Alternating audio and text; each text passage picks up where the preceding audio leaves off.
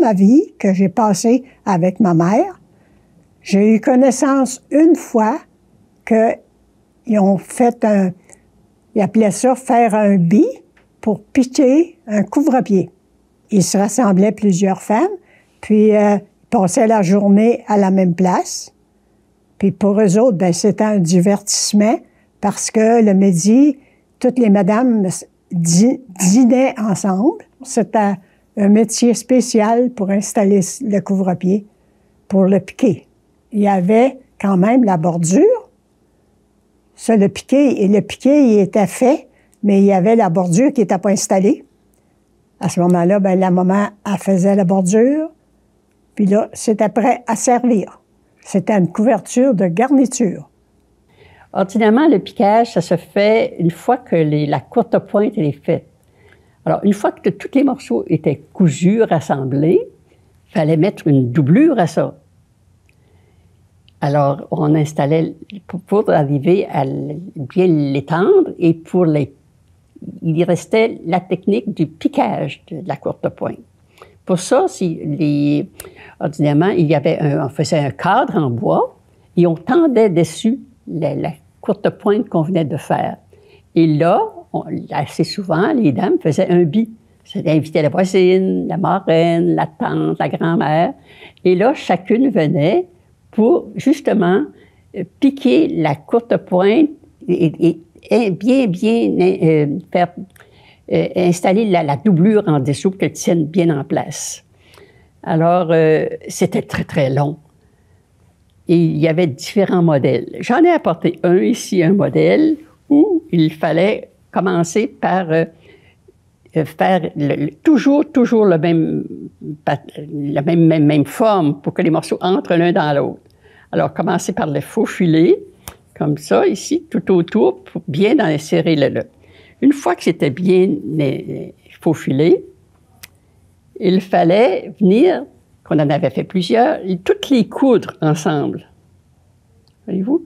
Et ils entraient, s'ils sont bien taillés, ils vont toujours, une fois tout bien cousu, toute la grandeur, on avait un morceau où j'en ai apporté un petit échantillon, et là, c'est là qu'il fallait venir piquer entre tout le tour de chaque morceau.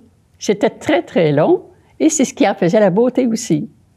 Alors, vous voyez ici, les petits points, à peu près 2 mm, chacun espacé. Alors, entre chaque morceau était piqué comme ça pour bien fixer la doublure.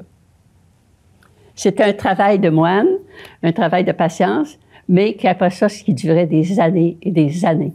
Moi, je n'ai pas fait tellement de ça, moi, les piquages, là. En effet, c'était déconfortable, au lieu d'avoir des grosses couettes comme il y en avait, on n'avait pas de ça. En effet, c'était inconfortable. Puis là, c'était des morceaux de rotaille, là. Elle doublait ça, elle, avec du coton, là. Il y en avait plusieurs qui en faisaient aussi. Mon oncle, ma tante, le voisin de chez nous, là, ils en faisaient aussi. Mais il y en avait plusieurs dans le rang qui en faisaient, là. Ma vie de jeunesse, oui.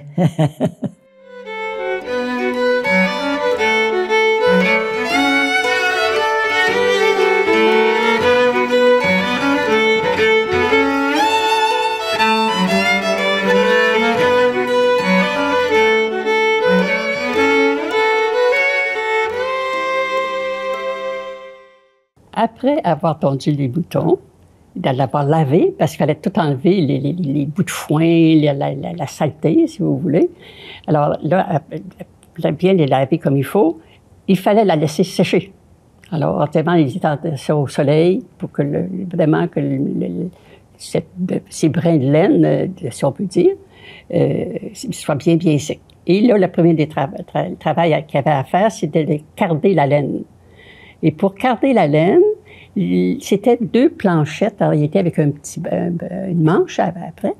On en mettait une sur nos genoux et l'autre venait brosser. Et j'ai apporté quelque chose qui est de récent parce que je n'avais pas de carde, mais les brosses, ma brosse du chat et la brosse du chien, qui en réalité ont des petites brosses très, très, très fines. Et c'est avec ça qu'on cardait, à tasser la laine, de façon à ce que les brins de laine viennent tout en longueur. et pouvoir la filer après. Alors, c'était un travail de longue haleine qui était fatigant, oui. Ça prenait du bras, comme on dit.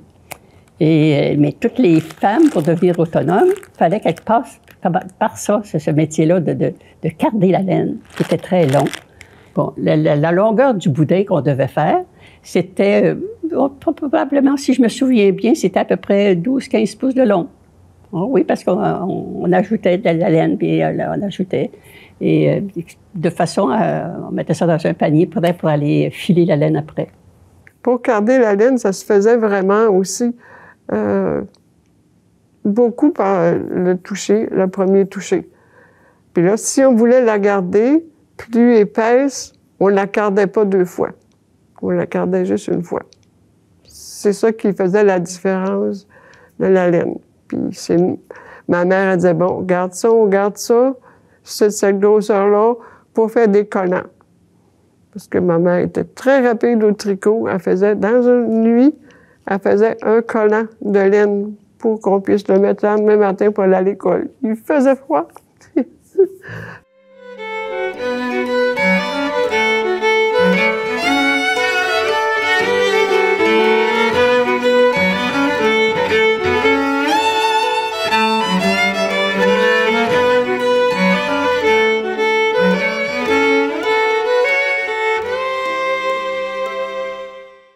Ça l'arrivait, c'était cardé. Il s'agissait de le filer. Disons, ça était à peu près la grosseur d'une saucisse, mais c'était tous les brins qui étaient tournés comme ça. Et puis, avec la fileuse, bien, il fallait virer assez vite, mais on tenait ça avec nos doigts pour qu'elle tourne à cette heure par elle-même, là. Puis là, on s'en allait, puis on voulait toujours d'être attentif pour que ça soit égal. C'était, quand c'était cardé, c'était plus gros, puis c'était mou, là.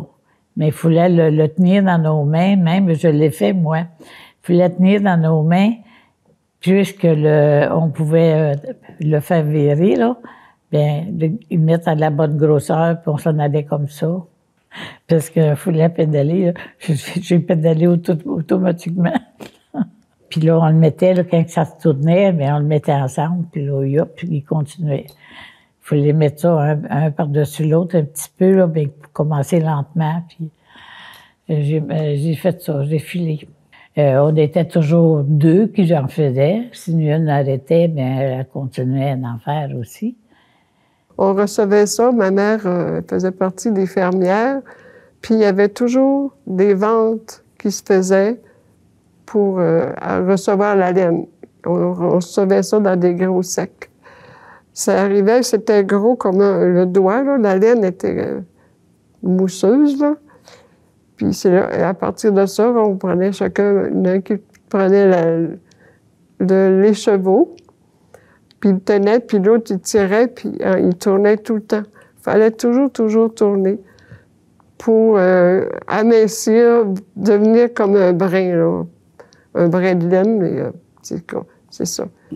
Une fois qu'on avait fait plusieurs boudins, alors on s'installait avec le rouet pour venir filer la laine. Et ça, c'est pas tellement facile parce que là, c'est une coordination des pieds et de la dextérité manuelle.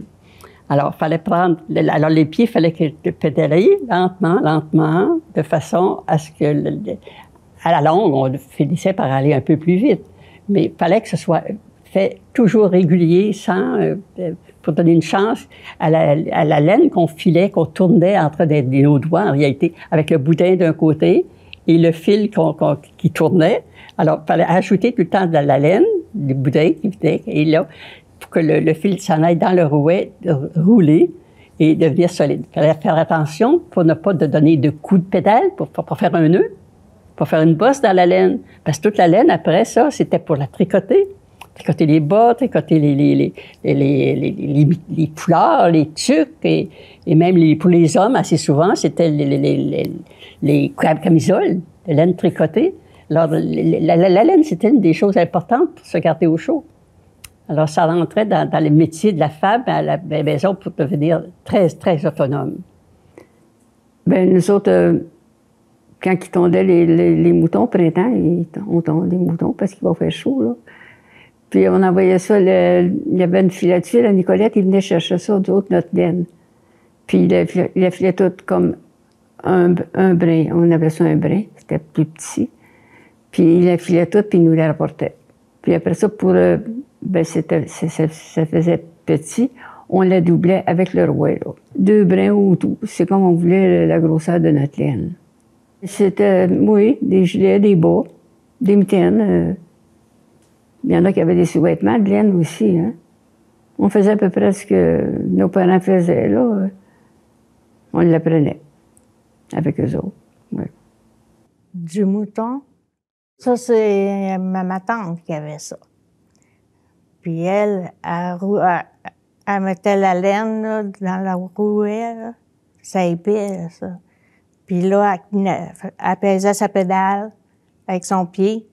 Puis là, elle étirait la laine. Puis elle roulait, elle faisait rouler le rouet.